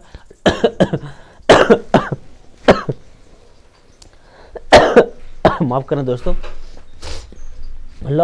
लॉर्ड लैंसडाउन के समय लॉर्ड कर्जन की बात करते हैं, जो काफ़ी फेमस रहा था। 1899 से लेकर 1905 तक लॉर्ड कर्जन। 1899 से अंग्रेजी स्वर्ण मुद्रा को भारतीय कानूनी मुद्रा घोषित कर दिया गया। जो अंग्रेजी का स्वर्ण मुद्रा था उसे आपका भारतीय कानूनी मुद्रा घोषित किया गया था। कर्जन ने थॉमस रॉबर्टसन की अध्यक्षता में एक रेलवे आयोग का स्थापना किया। 1902 ईस्वी में सर एंड्रूज फ्रेजर की अध्यक्षता में एक पुलिस आयोग का स्थापना किया गया। सर थॉमस रेले की अध्यक्षता में एक विश्वविद्यालय की स्थापना किया गया। तो ये आपका था लॉर्ड कर्जन समय। लॉर्ड कर्जन समय से फेमस काम क्या क्या है? तो सहकारिता का जनक कर्जन को माना जाता है। जो सहकारिता विभाग होती है वह सहकारिता का जनक जो है लॉर्ड कर्जन को माना जाता है। 1904 ईस्वी में एक सहकारी आधार समिति अधिनियम पारित किया गया। इसके अंतर्गत कृषकों को थोड़ी ब्याज दर पर उधार मिल सकता है ना, इसी को कहा गया सहकारी अधिनियम। मतलब कि सहकारी मतलब किसी कृषक को ब्याज पर थोड़े बहुत कर्ज वगैरह मिल सकते हैं। 1904 में भारतीय पुरातत्व विभाग का स्थापना, आर्कोलॉजिकल विभाग का स्थापना 1904 में किया गया था। 1905 में पूसा में कृषि अनुसंधान संस्था खोली गई। अगर पूसा की बात करते हैं तो पूसा में कृषि अनुसंधान संस्था इसी समय खोला गया था। कितना? 1905 में। गुप्तचर विभाग का स्थापना किया था, है ना। गुप्तचर विभाग का स्थापना इन्हीं के समय हुआ था 1905 ईस्वी में। गुप्तचर विभाग का स्थापना 1905 में। कौन सा विभाग दोस्तों? तो आज रखना गुप्तचर विभाग का स्थापना। लॉर्ड कर्जन के समय किचनर परीक्षा को सैनिक प्रशिक्षण में शामिल करके सेना की युद्ध को क्षमता को बढ़ाया गया था। कलकत्ता में विक्टोरिया मेमोरियल हॉल की स्थापना किया गया था, निर्माण हुआ था।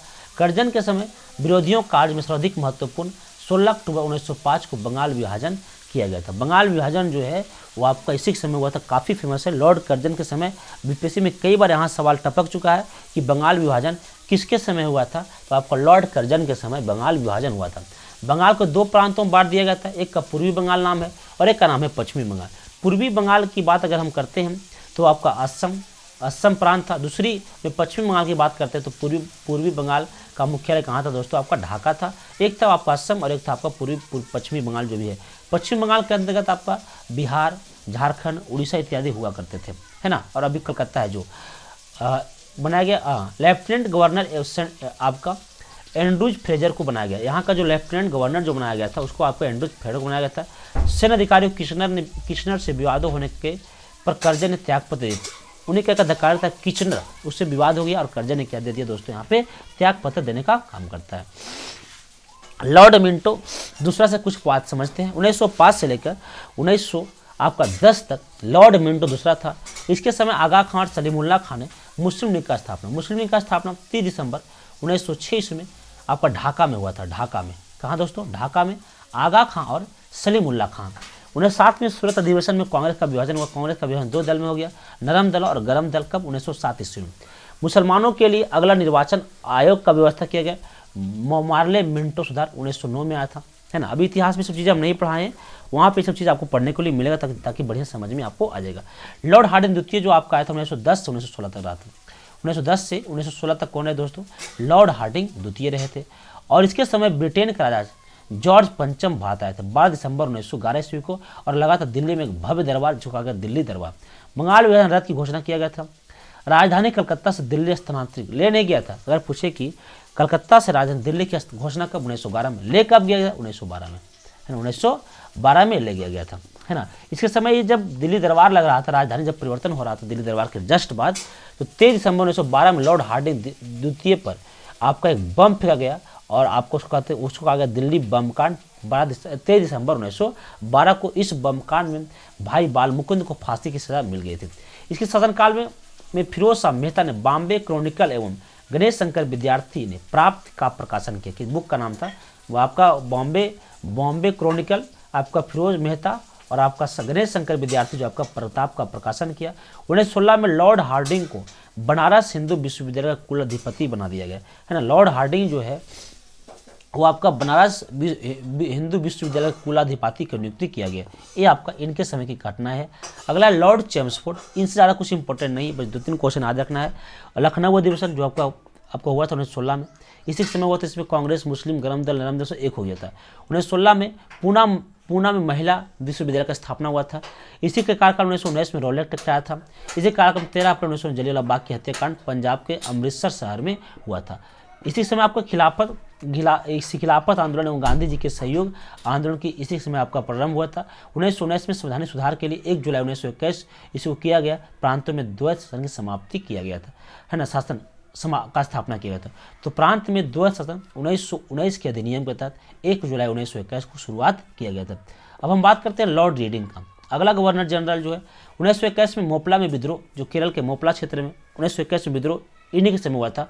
इसी 1921 ईस्वी में एम.एन. राय द्वारा भारतीय कम्युनिस्ट पार्टी का स्थापना की, काफ़ी इंपॉर्टेंट है। 1921 में लॉर्ड रीडिंग के समय भारतीय कम्युनिस्ट पार्टी का स्थापना किया गया था। इसके इसके काल में ही प्रिंस ऑफ वेल्स ने नवंबर 1921 में भारत की यात्रा किया था। दिन पूरे भारत में हड़ताल का आयोजन किया गया। जब ये यात्रा में आए थे तो दिन पूरे भारत में हड़ताल का आयोजन किया गया था। इनके समय आपका 5 फरवरी 1922 में चौरा चौरी हत्याकांड हुआ था। चौरा चौरी हत्याकांड हुआ था उत्तर प्रदेश गोरखपुर जिले में। गांधी जी ने अपना असहयोग आंदोलन आपको वापस ले लिया था। भारत में 1922 में इलाहाबाद में सिविल सेवा की परीक्षा की शुरुआत हुआ था। 1923 में चित्तरंजन दास और मोतीलाल नेहरू ने इलाहाबाद में कांग्रेस के अंतर्गत स्वराज पार्टी का स्थापना किया था, है ना। 1923 में आपका मोची इसका कोडिंग है, मोतीलाल नेहरू और चित्तरंजन दास, है ना। 1900 स्थापना किया था। 1923 में चुनाव में इस दल को मध्य प्रांत और बंगाल में बहुमत मिला था, बाकी कहीं बहुमत इसको नहीं मिला था। इसी समय 9 अगस्त 1925 को प्रसिद्ध काकोरी षड्यंत्र केस हुआ था। तो प्रसिद्ध काकोरी षड्यंत्र केस कब हुआ था?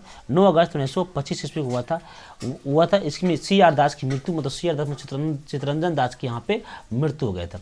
अगला लॉर्ड इरविन। लॉर्ड इरविन जो 1926 से कहाँ दोस्तों 1931 तक, तो लॉर्ड इरविन की समय काल की अगर हम बात कर रहे होते हैं तो 1926 से लेकर 1931 तक आएंगे। लॉर्ड इरविन, क्या नाम था? Lord Irwin. 3 फरवरी 1928 को साइमन कमीशन बम्बई पहुंचा। बोले साइमन कमीशन बम्बई कब पहुंचा? 3 फरवरी 1928 को साइमन कमीशन बम्बई पहुंचा। 1928 में लखनऊ में सर्वदलीय सम्मेलन का आयोजन किया गया। इसका अध्यक्षता मोतीलाल नेहरू कर रहे थे, है ना। और यहाँ कमेटी गठन किया गया जिस कमेटी का नाम था नेहरू रिपोर्ट। नेहरू रिपोर्ट का 1928 में आता। नेहरू रिपोर्ट किया जिसमें जिन्ना ने नेहरू रिपोर्ट का विरोध किया और 1929 ईस्वी में जिन्ना ने 14 सूत्री की मांग किया। तो क्वेश्चन आता है कि जिन्ना का 14 सूत्री का मांग किससे संबंधित है? तो नेहरू रिपोर्ट से कब मांग किया था? 1929 में। लाला लाजपत राय की बदले में भारतीय चरमपंथियों द्वारा दिल्ली में एक असेंबली हॉल की स्थापना 1929 में किया गया और इस पर बम फेंक किया गया, है ना। इसको कहा गया दिल्ली बम कांड। लाहौर जेल में जतीन दास ने 13 जुलाई 1929 में भूख हड़ताल शुरू किया। लाहौर जेल में जतीन दास था, 13 जुलाई 1929 में भूख हड़ताल शुरू कर देती है। वो भूख हड़ताल के 64वें दिन 13 सितंबर 1929 की इनकी मृत्यु हो गई। भूख हड़ताल कारण भारतीय एवं अंग्रेजी कैदियों के बीच में व्यवहार में किया जाने वाला भेदभाव था। 1929 में कांग्रेस के लाहौर अधिवेशन में पूर्ण स्वराज की लक्ष्य रखा गया, है ना। और आपका 26 जनवरी 1930 में स्वतंत्रता दिवस मनाने की घोषणा भी कर दिया था पंडित जवाहरलाल नेहरू की अध्यक्षता में। 12 नवंबर 1930 में लंदन में प्रथम गोलमेज सम्मेलन हुआ था। इस सम्मेलन में कांग्रेस ने भाग नहीं लिया था। 4 फरवरी 1930 में साबरमती आश्रम में कांग्रेस की कार्यकारिणी का बैठक हुआ और सभी ने अवज्ञा आंदोलन करने की विचार किया गया। सब इसी समय हुआ था। 12 मार्च 1930 में गांधी जी द्वारा अपने प्रसिद्ध दांडी यात्रा नवसारी जिला में प्रारंभ हुआ था। 6 अप्रैल 1930 में दांडी पहुंचकर नमक कांड को विरोध किया था। 5 मार्च 1931 को गांधी इरविन समझौता हुआ। तो अगर सवाल आपसे पूछा जाए कि गांधी इरविन समझौता कब हुआ दोस्तों, तो 5 मार्च 1931 को गांधी इरविन समझौता हुआ था। इसके फलस्वरूप सविनय अवज्ञा आंदोलन को स्थगित कर कांग्रेस द्वारा द्वितीय गोलमेज सम्मेलन में भाग लेने की बात हुआ और दूसरा गोलमेज सम्मेलन में कांग्रेस की तरफ से गांधी जी गए थे। तो याद रखना गोलमेज सम्मेलन 3 हुआ था। 3 गोलमेज 1930 में, 1931 में, 1932 में। इसमें से तीनों गोलमेज सम्मेलन में भाग लेने वाला कौन से भारतीय थे? डॉक्टर भीमराव अम्बेडकर जो है तीनों गोलमेज सम्मेलन में भाग लेने वाला भारतीय थे। 1931 में आपका गांधी जी गए थे जो कांग्रेस की तरफ से, दूसरा गोलमेज सम्मेलन में जो कि आपका गांधी इरविन समझौता के बाद गए थे, गांधी इरविन आपका निर्णय के बाद गए थे। और गांधी जी 1931 में दूसरा गोलमेज सम्मेलन में भाग लिए थे और तीनों गोलमेज सम्मेलन लंदन में हुआ था। और गांधी जी किस जहाज से गए थे? बड़ी पूछता है, राजपुताना जहाज से। क्या? राजपुताना जहाज से गांधी जी गए थे। अगला बात करते हैं लॉर्ड वेलिंगटन। 1931 से लेकर 1936 तक, है ना। 1931 से लेकर 1936 तक आपको दोस्तों है लॉर्ड वेलिंगटन का नाम आता है। 1931 से 1936 तक आपका लॉर्ड वेलिंगटन लंदन में 7 सितंबर से लेकर 1 दिसंबर तक 1931 तक द्वितीय गोलमेज सम्मेलन का आयोजन हुआ। इस सम्मेलन में कांग्रेस ने भी भाग लिया, है ना। दूसरा गोलमेज सम्मेलन कांग्रेस ने भाग लिया। जिसका कांग्रेस का प्रतिनिधि गांधी जी ने किया था। दूसरे गोलमेज सम्मेलन की असफलता के बाद गांधी जी 3 जनवरी 1932 में द्वारा सविनय अवज्ञा आंदोलन का आरंभ किया। मतलब गांधी जी तो वहाँ गए लेकिन इसमें कोई गांधी जी का सफलता नहीं मिला और गांधी जी फिर से वापस आए और 3 जनवरी 1932 को दूसरा सविनय अवज्ञा आंदोलन शुरू हुआ। तो सर पहला सविनय अवज्ञा दोस्तों, पहला सविनय अवज्ञा 1930 में चला था, 1931 में समाप्त हुआ था। 1930 में पहला सविनय अवज्ञा आंदोलन शुरुआत हुआ था। 1931 में जब 5 मार्च को गांधी इरविन समझौता हुआ था उस समय सविनय अवज्ञा आंदोलन को समाप्त कर दिया गया था और गांधी चला गया था गोलमेज सम्मेलन लंदन, और लंदन से गांधी जी वापस आए तो फिर से वहां सफलता नहीं मिला, दूसरा आपका सविनय अवज्ञा आंदोलन शुरुआत कर दी। अगला पॉइंट समझते हैं यहाँ पे, अगला पॉइंट क्या क्या बन सकता है, तो 2-3 पॉइंट और। 16 अगस्त 1932 में रैमजे मैकडोनाल्ड ने विवादास्पद एक सांप्रदायिक पंचायत की घोषणा किया। तो क्वेश्चन पूछेगा कि सांप्रदायिक पंचायत की घोषणा कब हुआ? 16 अगस्त 1932 को रैमजे मैकडोनाल्ड। इसके अनुसार दलितों को हिंदुओं से अलग मानकर उन्हें अलग प्रतिनिधित्व देने को कहा गया था और दलित वर्गों के लिए निर्वाचन मंडल का प्रावधान किया गया था। इस पर भी गांधी जी ने विरोध किया था। इसमें गांधी जी बहुत दुखी हुए, उन्होंने इसे हटाने का आमरण और उपवास आरंभ कर दिया। अतः एक समझौता, जिन्हें पुनः समझौता कहा जाता है, और ये आपका पुनः समझौता का आयोजन किया गया, जिसमें दलितों वर्ग के लिए साधारण वर्गों में ही सीटों का आरक्षण की बात किया गया। और पुनः समझौता जो है आपका 29 सितंबर 1932 को हुआ था। मतलब सिंपल सी बात यहाँ पे समझिएगा कि जो आपका सांप्रदायिक पंचायत है, सांप्रदायिक पंचायत में क्या किया था कि गरीबों को, दलितों को एक अलग सी, हिंदुओं से अलग बांट दिया गया था। इससे गांधी जी को लगा कि अंग्रेज फिर से तोड़ेगा हमसे। एक तो मुस्लिम लीग का स्थापना कर दिया, तो मुस्लिम लीग विरोध कर रहा है, अगर एक वो और स्पेशल दलित की व्यवस्था कर देगा तो हमारे भारत में 3 पार्टियां हो जाएंगे, मतलब मजबूत पार्टी, और लोग अलग अलग लड़ेंगे, इसलिए आरक्षण की व्यवस्था ना किया जाए। तो इसके लिए समझौता हुआ आपका 24 सितंबर 1932 को। अगला पॉइंट है, बस थोड़ा सा दोस्तों और बर्दाश्त करिए, 5 मिनट में सब खत्म हो जाएगा आपका। लॉर्ड लिंडलिथगो 1936 से 1943 तक, 1936 से 1943 तक लॉर्ड लिंडलिथगो रहा। इसी समय 1935 में एक अधिनियम आया था, भारत शासन अधिनियम, जो कि काफ़ी फेमस है। 1935 का भारत शासन अधिनियम, और इसके तहत 1936-37 में प्रथम बार भारत में चुनाव लड़ने का मौका दिया और आम चुनाव हुआ था। सितंबर 1939 में दूसरा विश्व युद्ध शुरुआत हुआ। ब्रिटिश सरकार ने बिना भारतीयों से पूछे भारत को भी इस युद्ध में झोंक दिया। कांग्रेस ने इसको विरोध करते हुए नारा दिया, ना कोई भाई ना कोई पाई, मतलब कि हम दूसरा विश्व युद्ध में अंग्रेजों के साथ भारत युद्ध नहीं लड़ेगा। इसलिए ने कांग्रेस ने क्या दिया था नारा, ना कोई भाई ना कोई पाई। 1937 ईस्वी में पहली बार एक ग्राम फैजपुर बंगाल में कांग्रेस का अधिवेशन जवाहरलाल नेहरू की अध्यक्षता में हुआ था। 1939 में सुभाष चंद्र बोस ने फॉरवर्ड ब्लॉक की स्थापना की, काफ़ी फेमस है। 1939 में सुभाष चंद्र बोस ने किसकी स्थापना किया? फॉरवर्ड ब्लॉक की स्थापना करने का यहाँ पे काम किया। 17 अक्टूबर 1940 के, कब दोस्तों? 17 अक्टूबर 1940 ईस्वी को गांधी ने पौनार आश्रम व्यक्तिगत सत्याग्रह शुरू किया। तो व्यक्तिगत सत्याग्रह कब? 17 अक्टूबर 1940 में गांधी ने कहा, तो पौनार आश्रम में, है ना। 17 दिसंबर 1940 में इसे स्थगित कर दिया गया था, लेकिन मई 1940 में विंस्टन चर्चिल ने ब्रिटेन का प्रधानमंत्री बने, तो भैया फिर से आपका एक प्रस्ताव आया 8 अगस्त 1940 को, अगस्त प्रस्ताव। अगर पूछेगा कि प्रथम बार आपका व्यक्तिगत सत्याग्रह जो आपका कब शुरू हुआ? 17 अक्टूबर 1940 में। और प्रथम सत्याग्रही पूछेगा तो प्रथम सत्याग्रही थे विनोबा भावे, है ना। क्या नाम था? विनोबा भावे प्रथम सत्याग्रही थे। दूसरा बार व्यक्तिगत सत्याग्रह शुरू किया गया था, और दूसरा सत्याग्रही पंडित जवाहरलाल नेहरू थे। यहाँ पे डिटेल नहीं दिया गया, वो वाला जो कंसेप्ट वहाँ पे डिटेल हम दिए थे, जहाँ डायरेक्ट मॉडर्न इंडिया पढ़ रहे होते। ये तो आपको गवर्नर जनरल वैसरा वगैरह पढ़ रहे हैं ना। और यहाँ उसके बाद प्रधानमंत्री ब्रिटेन में चेंज हुआ, विंस्टन चर्चिल आया। उसके बाद अंग्रेजों ने एक प्रस्ताव भेजा, अगस्त प्रस्ताव, 8 अगस्त 1940 को। 8 अगस्त 1940 को एक प्रस्ताव आया, उस प्रस्ताव का नाम था अगस्त प्रस्ताव। कौन प्रस्ताव? अगस्त प्रस्ताव। कब दोस्तों? 8 अगस्त 1940 को एक प्रस्ताव आया, जिसमें कहा गया कि भारतीयों को कहा गया कि हे भारत लोग, अंग्रेज ने कहा था कि आप लोग हमें इस युद्ध में साथ दीजिए। 1942 में क्रिस्ट प्रस्ताव आया, उसी के लिए कि हमें आप लोग साथ दीजिए, साथ देना है। दूसरा विश्व युद्ध में अंग्रेज जो है वो भारत जो है अंग्रेज का साथ देगा, ऐसा इस दोनों प्रस्ताव में लिखा गया था। गांधी जी ने इस क्रिप्स प्रस्ताव के बारे में कहा था कि किसी दिवालिया का हो रही बैंक का उत्तर दिनांकित चेक है, मतलब कि वैसे चेक है, वैसे बैंक का चेक है जिसका डेट फेल हो गया, बैंक बंद हो गया है, इसके बारे में कहा था। 14 जुलाई 1942 में भारतीय राष्ट्रीय कांग्रेस की कार्यकारिणी समिति द्वारा भारत छोड़ो का प्रस्ताव किया गया। तो भारत छोड़ो का प्रस्ताव किस कमेटी द्वारा? कार्यकारिणी का आपका कमेटी के द्वारा। कब? 14 जुलाई 1942 को। 1943 में सिंगापुर में आज़ाद हिंद फौज का स्थापना हुआ। आज़ाद हिंद फौज की स्थापना कब? सिंगापुर में हुआ, आपका रास बिहारी बोस की अध्यक्षता में। रास बिहारी बोस के फॉरवर्ड ब्लॉक आपको सुभाष चंद्र बोस, याद रखना है। अगला है आपका लॉर्ड बेलेवले। लॉर्ड बेलेवले जो आपका लास्ट है दोस्तों, एक दो बार पढ़ना, लॉर्ड माउंटबेटन पढ़ना, खत्म हो जाएगा। लॉर्ड बेलेवले जो है 1944 से 1947 तक, 1944 से 47 तक कौन? लॉर्ड बेलेवले। वायसराय बेवेल ने 25 जून 1945 को शिमला में एक सम्मेलन बुलाया। इस सम्मेलन में कांग्रेस की प्रतिनिधि मंडल के नेतृत्व में अबुल कलाम आजाद ने किया था। है ना, अबुल कलाम आज़ाद ने किया था। सम्मेलन के दौरान मुस्लिम लीग द्वारा यह शर्त लग गई कि वायसराय कार्यकारिणी परिषद की नियुक्ति होने वाले सभी मुस्लिम सदस्यों को चयन व समय करेगी। मुस्लिम लीग यह अड़ियल रुख 14 जुलाई तक बना रहा। बेबिल योजना उसके बाद आया था, और बेबिल योजना की बात करते हैं तो 14 जुलाई 1945 के सम्मेलन में विफलता की घोषणा की गई। मतलब कि था बेबिल जो है इसकी घोषणा की ये विफलता किया गया, कैसा कुछ बात होने वाला में से नहीं है। अगला बात करते हैं 1945 में लेबर सरकार सत्ता में आई। पार्टी बदल गया 5 साल के बाद और प्रधानमंत्री क्लीमेंट एटली बना, है ना। पहले चर्चिल था, ब्रिटेन का प्रधानमंत्री 1940 में कौन बना? चर्चिल बना। 1945 में आपका क्लीमेंट एटली बने।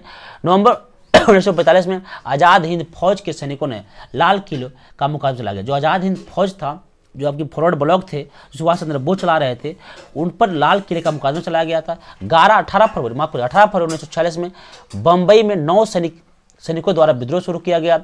19 फरवरी 1946 में कैबिनेट मिशन की घोषणा की गई तथा 24 मार्च 1946 में कैबिनेट मिशन दिल्ली पहुंचा। 16 अगस्त 1946 में सीधी कार्यवाही दिवस का आयोजन किया गया। तो क्वेश्चन आएगा कि सीधी कार्यवाही दिवस का आयोजन कब किया गया? 16 अगस्त 1946 में। जुलाई 1946 में संविधान सभा गठन किया गया और 9 दिसंबर 1946 ईस्वी में संविधान सभा की पहली बैठक हुई। तो संविधान सभा की पहली बैठक 9 दिसंबर 1946 में हुआ था। 2 सितंबर 1946 में नेहरू के नेतृत्व में अंतरिम सरकार का स्थापना किया गया, है ना। 2 सितंबर 1946 में अंतरिम सरकार का स्थापना किया गया था। 20 फरवरी 1947 में ब्रिटिश प्रधानमंत्री क्लीमेंट एटली ने घोषणा किया कि 20 जून 1948 तक भारतीयों को सत्ता सौंप दिया जाएगा। एटली ने लॉर्ड बेवेल के स्थान पर विस्काउंट माउंटबेटन को गवर्नर जनरल के रूप में नियुक्त किया। अगला गवर्नर जनरल क्या भाई? Lord Mountbatten. तो अब पढ़ लेते हैं लॉर्ड माउंटबेटन। सत्ता हस्तांतरण के लिए में आपका 24 मार्च 1947 को भारत का गवर्नर जनरल लॉर्ड माउंटबेटन को बनाया। अभी देश आज़ाद नहीं हुआ है। 3 जून 1947 को माउंटबेटन योजना की घोषणा हुआ। इसमें कहा गया कि भारत का विभाजन आपका फिक्स हो गया, भारत और पाकिस्तान को बंटवारा कर दिया जाएगा। घोषणा कब हुआ? 3 जून 1947 में। इसे कहते हैं माउंटबेटन योजना। 1947 में 2 सीमा निर्धारण किया गया, गठित किया, जिसमें बंगाल विभाजन के लिए और दूसरा जो है आपका पंजाब विभाजन के। सर सारियल रेडक्लिफ ने दोनों को आयोग का अध्यक्ष किया, है ना। बंगाल विभाजन मतलब समझिए कि उत्तरी बंगाल और पूर्वी बंगाल और पश्चिम बंगाल, एक तरफ बांग्लादेश बना, एक तरफ भारत बना, और एक वहाँ पे पाकिस्तान के बीच में आपका पंजाब भी 2 भागों में बढ़ गया। एक कुछ पंजाब पाकिस्तान चला गया और कुछ पंजाब हिंदुस्तान में रह गया। 7 अगस्त 1947 को जिन्ना ने भारत में कराची के लिए प्रस्थान किया, है ना। 7 अगस्त को जिन्ना ने भारत से कराची चला गया, जहां पाकिस्तान संविधान सभा का उन्हें पाकिस्तान का राष्ट्रपति चुन लिया। अब हम बात करते हैं 4 जुलाई 1947 ईस्वी को, है ना। 4 जून 1947 ईस्वी को इटली द्वारा भारतीय स्वतंत्रता विधेयक प्रस्तुत किया गया। 18 जुलाई को स्वीकृति मिल गया और 15 अगस्त को देश क्या हो गया? आज़ाद हो गया। दोस्तों 15 अगस्त को देश अपना आज़ाद हो जाती है। 15 अगस्त 1947 को आप सभी को भारत माता की जय हो गया और स्वतंत्र भारत का प्रथम गवर्नर जनरल जो है लॉर्ड माउंटबेटन हुआ। तो अगर पूछेगा कि भैया बताओ हमें कि आज़ादी के समय गवर्नर जनरल कौन थे, तो आपका लॉर्ड माउंटबेटन। आज़ादी के बाद गवर्नर जनरल कौन थे, तो आपको याद रखना लॉर्ड माउंटबेटन, है ना। अगला पॉइंट समझते हैं। अगला जो फैक्ट है वो आपका स्वतंत्र भारत का प्रथम गवर्नर जनरल लॉर्ड माउंटबेटन हुए। आज़ादी के समय गवर्नर जनरल लॉर्ड माउंटबेटन, क्योंकि भैया 15 अगस्त को आज़ादी हुआ था, उस समय गवर्नर जनरल लॉर्ड माउंटबेटन हुए, तो इसको स्वतंत्र भारत के गवर्नर जनरल भी हम इसको कर सकते हैं। यहाँ पे एक फैक्ट समझिएगा, है ना। लॉर्ड माउंटबेटन कब से आए हैं? तो मार्च 1947 से। मार्च 1947 से लॉर्ड माउंटबेटन आए, तो मार्च के बाद ही अगस्त आता है ना, तो ये आपका लॉर्ड माउंटबेटन। अब देश अपना 15 अगस्त को आज़ाद हुआ था और 15 अगस्त को देश आज़ाद होने के बाद गवर्नर जनरल कौन बने थे? तो लॉर्ड माउंटबेटन। इसीलिए स्वतंत्र भारत का प्रथम गवर्नर जनरल लॉर्ड माउंटबेटन को कहा जाता है। अब बात करते हैं चक्रवर्ती राजगोपालचारी, जिसे जो सी राजगोपालचारी भी कहते हैं। लॉर्ड माउंटबेटन के बाद भारत का गवर्नर जनरल चक्रवर्ती राजगोपालचारी बने। चक्रवर्ती राजगोपालचारी कहाँ के रहने वाले थे? तो भारतीय रहने वाले थे, भारत के रहने वाले थे। तो भारत का अंतिम गवर्नर जनरल और भारत का एवं प्रथम एवं अंतिम भारतीय गवर्नर जनरल। अगर हम बात करें कि भारत का प्रथम गवर्नर जनरल जो भारतीय रहने वाला है, फिर से एक बार समझिए दोस्तों, भारत का प्रथम भारतीय गवर्नर जनरल तो चक्रवर्ती राजगोपालचारी, है ना। स्वतंत्र भारत का प्रथम भारतीय गवर्नर जनरल चक्रवर्ती राजगोपालचारी। स्वतंत्र भारत के गवर्नर जनरल लॉर्ड माउंटबेटन, क्योंकि लॉर्ड माउंटबेटन इंग्लैंड के थे, लेकिन आपका राजगोपालचारी भारत का रहने वाला था। तो इसलिए क्वेश्चन बनता है, भारत के अंतिम गवर्नर जनरल तथा प्रथम एवं अंतिम भारतीय गवर्नर जनरल चक्रवर्ती राजगोपालचारी। 26 नवंबर 1949 को संविधान सभा द्वारा भारत का संविधान को अंगीकृत किया गया और 26 जनवरी 1950 ईस्वी को आपका संविधान को पूर्ण रूप से लागू किया गया। इस दिन हम मनाते हैं गणतंत्रता दिवस, है ना, गणतंत्रता दिवस मनाते हैं। गवर्नर जनरल का पद समाप्त कर दिया गया 24 जनवरी 1950 को। 24 जनवरी 1950 को गवर्नर जनरल का पद को समाप्त किया गया और गवर्नर जनरल को पद पर राष्ट्रपति का पद लाया गया, राष्ट्रपति रखा गया और भारत का प्रथम राष्ट्रपति डॉक्टर राजेंद्र प्रसाद को नियुक्त किया गया, है ना। डॉक्टर राजेंद्र प्रसाद क्या किया, नियुक्त किया गया कब? 24 जनवरी 1950 ईस्वी को ये सारे काम हुए थे। तो दोस्तों आज जो आपका पूरे गवर्नर जनरल, देश भी आज़ाद हो गया, एक बार और देश आज़ाद होगा, कांग्रेस से हम पढ़ेंगे, वहाँ पहुँचेंगे। यहाँ पे मैंने कुछ बातों बहुत स्पीड में कराया, तो इसका मतलब ये नहीं कि आपको ये बात फिर से नहीं पढ़ाया जाएगा, सारी बात फिर से पढ़ाया जाएगा।